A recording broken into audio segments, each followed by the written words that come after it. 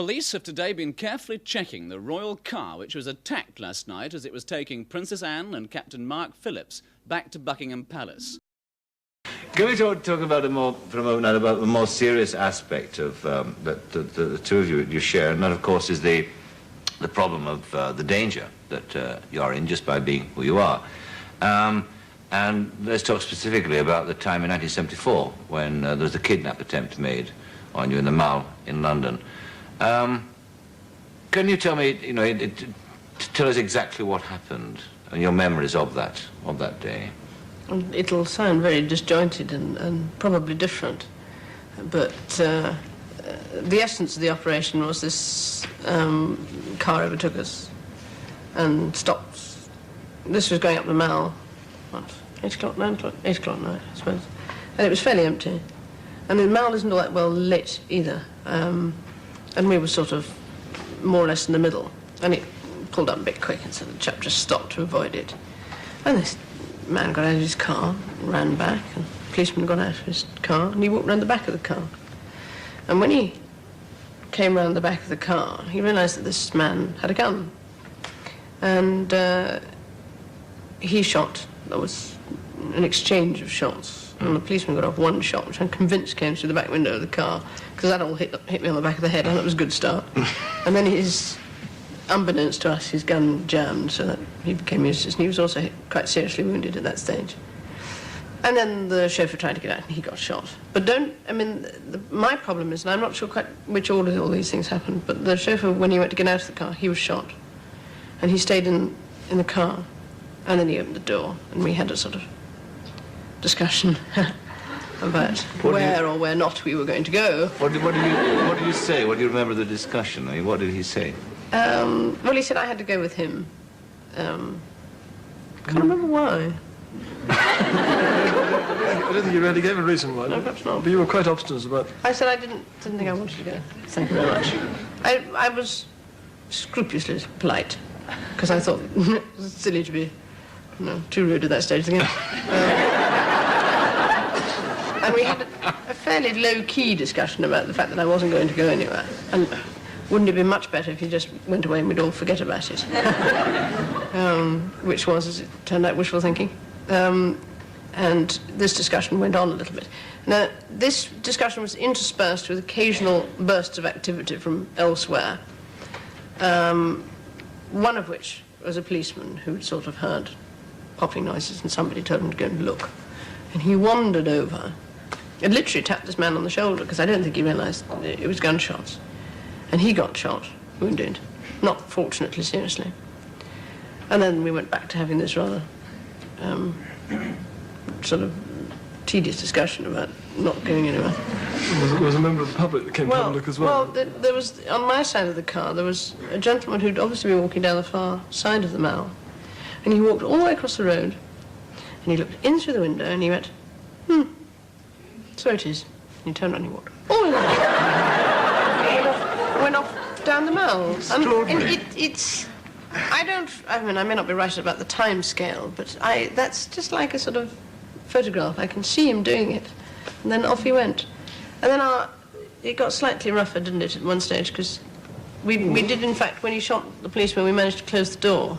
And eventually got the door back open again. He got the door back open, but in the process of getting the door back open, the back of my dress split from top to... all the shoulders went out of it. And that was his most dangerous moment.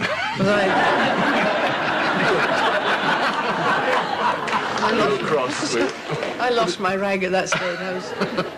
But he had hold of one arm and I had hold of the other. That was a bit later, though, wasn't it? Because when after he'd opened the door again, the whole thing had collapsed a bit, and then he grabbed my arm and pulled. Unfortunately, well, I don't know whether it was me holding on to him or him holding on to me, but anyway, we maintained the status quo for a bit. So I wasn't going anywhere, put it that way. And then, at this stage, my policeman had managed to get back into the car from the other side. And my lady in waiting had left. We told her to get out, and she did quite quickly. In fact, she was going to pick up the policeman's gun, but some bossy lady standing on the side told her not to touch it. Fierce tone. So anyway, the policeman got back in, and he joined in the fray. And got shot again for his pains. And then somehow we all ended up on the floor And I was In the lying, car? yes, flat on my back on the floor of the car, and you were basically sort of half on top. And that was just how we'd ended up after this tug of war. You know, the whole thing rather sort of collapsed and heaped. But I could reach the door handle behind my head, and I opened the door and literally pulled the feet over my head and did a sort of backward somersault onto the road. And then waited, because I thought if I was out of the car that he might move. And he did eventually, and he went round the front of the car. I got back in the car and shut the door. And the police were there at that stage, and I said, you, go on, now's your chance. And he then legged it off towards the park and was smothered by, I think, the local rugby team. Police rugby team. Oh, yes, the policeman. Actually, that was the most frightening part, was when the police actually arrived. And it took, what, 10 minutes or so before the police actually came. And when they did come, so rescue was so near, and yet it was so far, because then he was like a caged animal. Well, while he was there, actually facing them with the gun, there was not much they could do about it, really. Yes. But the timescale was very difficult to judge, but there was a taxi driver who came past quite early on in the proceedings, and his fare wouldn't let him stop, and he went on, and he dropped him at Charing Cross station and came back again, and it was still going on. As long as that, so at least 10 minutes, 10, About 15 that, minutes or I something. think. What were your thoughts, Captain Phillips? I mean, when this extraordinary game of tug of war, this dialogue was going on, I mean, what... I just suppose there's anything you can do, really, is there? I mean... It had never occurred to me that I might actually end up in that sort of situation. I think you probably had thought about it beforehand. Yeah. So it was all a bit of a shock, and it was... I was frightened, I don't mind admitting it. But somehow, while we had a dialogue going, it didn't seem too bad, sort of thing. Because we were able to keep talking and to keep arguing, or and it was all right. It was, like I said, He was slowly running out of bullets. I was... You were counting, were you? You counted? 5, yes. Seen all the movies. Seen the movies. Seen the movies, yes. Yes. But He had 2 guns, which like spoilt the whole thing. But you said that you had considered it, of course, before, Mum, and I suppose you had to consider the eventuality. Yes, I don't know that one had to, but it was something that, I don't know, and just, it just struck one as a possibility, and, what would you do if?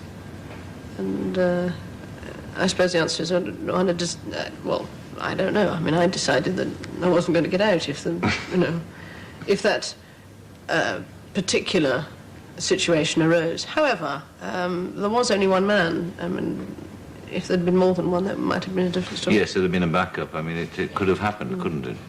Is it much more risky nowadays, do you think, being in your position than it was? I doubt it. Really?